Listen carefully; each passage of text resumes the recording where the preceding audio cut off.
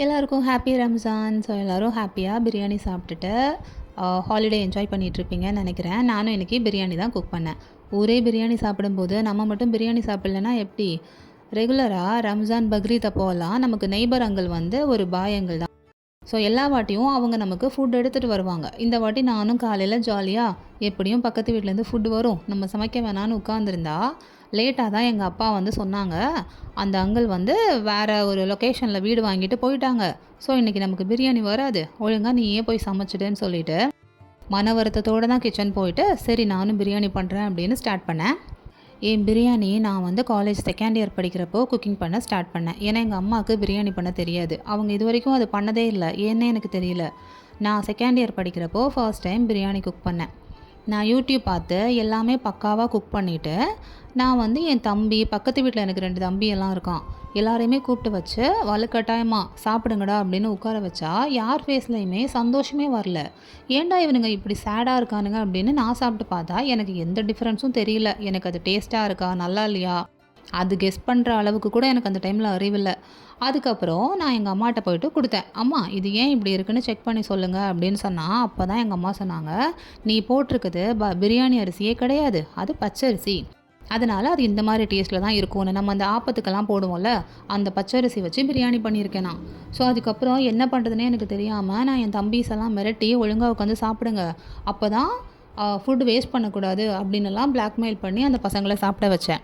இத்தனை வருஷத்துக்கு அப்புறம் இப்போ போயிட்டு டே வாங்கடா பிரியாணி சமைக்கலாம் அப்படின்னு சொன்னால் இப்போ அந்த பசங்களுக்கே 30 இயர்ஸ் கிட்ட ஆயிடுச்சு. ஆனால் இப்போ கூட கேட்பானுங்க, அக்கா நீ பண்ண அந்த பிரியாணி இல்லைல்ல, நல்லா தானே வரும் அப்படின்னு சொல்லி செம்மையாக கிண்டல் பண்ணிட்டே தான் நாங்கள் சாப்பிடுவோம். என் அறிவுக்கு பிரியாணி நல்லா வரணும்னா அதுக்கு மெயினாக இந்த ஆனியன் கட்டிங் வந்து பக்காவாக பண்ணணும். நான் 4 ஷேப்பில் பண்ணி வச்சுருக்கேன்.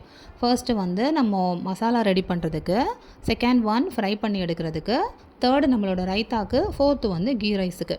ஸோ இன்றைக்கி அம்மாவுக்கு வந்து பிரியாணியெல்லாம் இப்போ சாப்பிடக்கூடாதுங்கிறதுக்காக அவங்களுக்கு தனியாக கொஞ்சம் ஒயிட் ரைஸ் அண்ட் நேற்றுக்கு வச்ச ஃபிஷ் கறி இருந்தது. ஸோ இன்றைக்கி ரைஸ் வந்து எனக்கு, அப்பாவுக்கு, என் பொண்ணுக்கு 3 பேருக்கு தான். ஸோ ரைஸில் நம்ம தண்ணி ஊற்றி அதை ஜஸ்ட்டு ஊற வச்சுட்டேன் ஒரு 1 ஹவருக்கு. ப்ளஸ் ஃபர்ஸ்ட் ப்ரொசீஜர் வந்து நம்ம ஆனியன், அதுக்கப்புறம் நம்மளோட கேஷ்யூஸ் அண்ட் முந்திரி பழம், இது 3யுமே வந்து டீப் ஃப்ரை பண்ணி எடுத்து வைக்கணும்.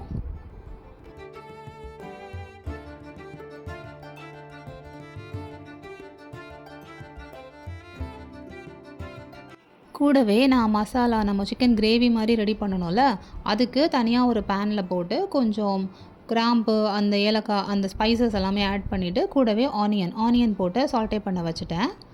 மெயின் டைம் இந்த வெங்காயம் வந்து எப்போவுமே அது ஆக்சுவலாக ஃப்ரை பண்ணணும். ஸோ நம்ம கொஞ்சம் ஹை ஃப்ளேமில் வச்சு தான் ஃப்ரை பண்ணி எடுக்கணும்.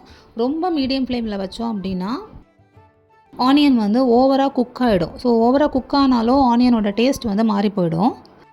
அண்ட் கேஷ்யூஸும் நம்ம சட்டுன்னு போட்டோடனே ரெடி ஆகிடும். தென் இந்த முந்திரி பழம், இது எத்தனை பேர் நீங்கள் சின்ன வயசாக இருக்கும்போது இது எண்ணெயில் போட்டோடனே இந்த மாதிரி பால் மாதிரி ஆகுதுல்ல, இது பார்க்குறதுக்கு ஆசைப்பட்டு போய் நின்றுருக்கீங்களா? நான்லாம் நிறைய வாட்டி போய் நின்றுருக்கேன். அண்ட் அது ஆயிலிருந்து எடுத்து வெளியே வச்சோடனே திரும்ப அது வந்து ஷ்ரிங்க் ஆகிடும். அப்போல்லாம் நான் ரொம்ப சேட் ஆகிடுவேன், ஏன் இது இப்படி ஆகுதுன்னு சொல்லிட்டு. லேட்டர் தான் புரிஞ்சுது அது அப்படி தான் ஆகும்னு சொல்லி. ஸோ ஃபர்ஸ்ட்டு அது எல்லாமே எடுத்து தனியாக வச்சுட்டேன். மீன் டைம் நான் வந்து ரைத்தாவும் ரெடி பண்ணிட்டேன். ரைத்தாக்கு எப்போவுமே ஆனியனை கட் பண்ணதுக்கப்புறமா அது ஒரு பவுலில் போட்டு ஃபோக் வச்சு ஃபர்ஸ்ட்டு கொஞ்சம் நல்லா மிக்ஸ் பண்ணி விட்டுட்டோம் அப்படின்னா அது ஒத்தையாக வந்துடும். இல்லைனா ஒரு மாதிரி சேர்ந்து இருக்கிற மாதிரி இருக்கும். அதுக்கப்புறமா நார்மலாக நம்மளோட கர்ட் விட்டு கொஞ்சமாக வாட்டர் அண்ட் சால்ட் போட்டு மிக்ஸ் பண்ணி வச்சுட்டேன்.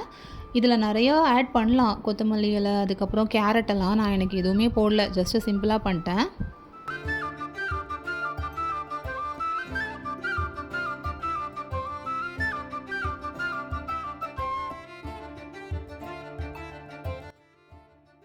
அண்ட் மசாலாவுக்கு ஆனியன் நல்லா வதங்கினதுக்கப்புறமா இப்போ நான் வந்து ஒரு 2 ஆனியன்ஸ் எடுத்திருந்தேன் அப்படின்னா 3.5 டொமேட்டோஸ் எடுத்திருந்தேன். அதுதான் அதோட மெஷர்மெண்ட்.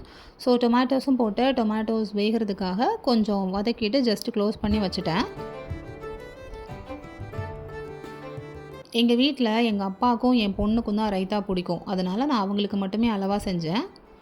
இப்போது இந்த மசாலா கூட நான் ஜஸ்ட்டு சிக்கனில் வந்து ஃபர்ஸ்ட்டே நான் ஸ்பைசஸ் எல்லாமே ஆட் பண்ணிட்டேன். Ginger garlic paste, coriander powder, turmeric powder, salt, அதுக்கப்புறமா சில்லி பவுடர் எல்லாமே போட்டு மிக்ஸ் பண்ணி தான் வச்சுருந்தேன். ஸோ அதையுமே போட்டு ஆஸ் யூஷுவல் லிட் போட்டு க்ளோஸ் பண்ணி வேக வச்சிடலாம். ஒரு 10 மினிட்ஸில் அது வந்து வெந்துடும்.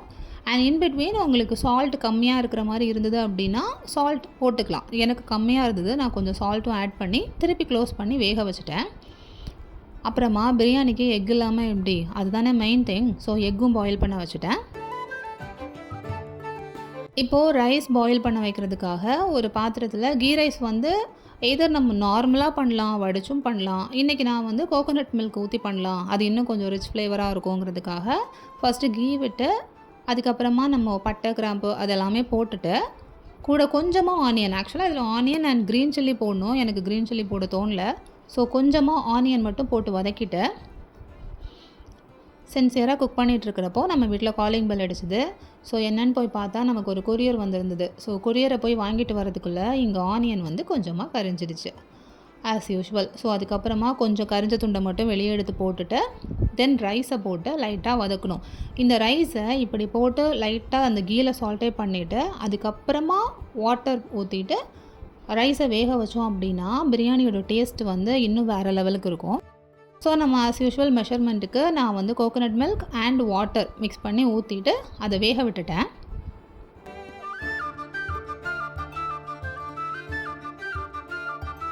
இது ரைஸுக்கு அளவாக நம்ம சால்ட் போட்டுக்கலாம், எவ்வளோ வேணுமோ அந்த அளவுக்கு. ரொம்ப ஜாஸ்தியாகவும் இருக்க வேண்டாம், கம்மியாகவும் இருக்க வேண்டாம், மீடியம் இதுக்கு. ஸோ நானும் இதில் சால்ட் போட்டுட்டேன். தென் மூடி போட்டால் ஒரு 10 மினிட்ஸில் அரிசி வந்து வெந்துடும். இப்போ சிக்கனும் ரெடி ஆகிடுச்சு. சிக்கன் கரெக்டாக மசாலா கிரேவி எல்லாமே ப்ராப்பராக செட் ஆகிடுச்சு. இப்போது நம்ம வந்து லேயரை பண்ணி தம் போட்டுடலாம். தம் வந்து நான் சும்மா தான் போடுவேன், நான் வேறு எதுவும் பண்ண மாட்டேன். ஸோ ஃபர்ஸ்ட்டு லேயர் பண்ணுறதுக்கு நம்ம ஃப்ரைட் ஆனியன்ஸ், கொஞ்சம் கேஷ்யூஸ், அதுக்கப்புறமா நம்மளோட முந்திரி பழம் இது எல்லாமே போட்டுட்டு நம்மளோட ரைஸ் எடுத்து கொட்டிடணும். ரைஸ் வந்து பாஸ்மதிங்கிறதுனால உடஞ்சிடக்கூடாதுன்னு ரொம்ப கேர்ஃபுல்லாக ஹேண்டில் பண்ணோம். ஸோ ரைஸ் லேயரை பண்ணிட்டு இது மேலே திருப்பியும் இன்னொரு லேயர் ஆஃப் ஃப்ரைட் ஆனியன்ஸ் போடணும், அவ்வளோதான். நான் எகெயின் சேம் ஆர்டரில் ஃப்ரைட் ஆனியன், அதுக்கப்புறமா கொஞ்சம் கேஷ்யூஸ் அண்ட் கொஞ்சம் நிறைய முந்திரி பழம். எங்கள் வீட்டில் எல்லாருக்குமே அந்த முந்திரி பழத்தோட டேஸ்ட் எல்லாம் பிடிக்கும், அதனால் நான் கொஞ்சம் எக்ஸ்ட்ரா போட்டுப்பேன். ஐ திங்க் நிறைய பேருக்கு அது பிடிக்காதுன்னு நினைக்கிறேன். இதில் வந்து பைனாப்பிளும் கட் பண்ணி போடலாம், அது லாஸ்ட்டாக தான் எனக்கு ஞாபகம் வந்தது. இதுக்கு மேலே போய் வாங்கிட்டு கட் பண்ண முடியாது, அதனால் ஜஸ்ட் இதை மட்டும் போட்டு க்ளோஸ் பண்ணி வச்சுட்டேன், சிம்மிலேயே வச்சுட்டேன். அண்ட் மீன் டைம் நான் வந்து சிக்கன் ஃப்ரை பண்ணி எடுத்துட்டேன். கொஞ்சமாக தான் சிக்கன் ஃப்ரை எடுத்திருந்தேன், ஸோ அதையும் ஃப்ரை பண்ணி எடுத்தாச்சு. அண்ட் ஃபைனலாக நம்மளோட ரம்ஜான் ஸ்பெஷல் பிரியாணி ரெடி ஆகிடுச்சு. So happy Ramzan.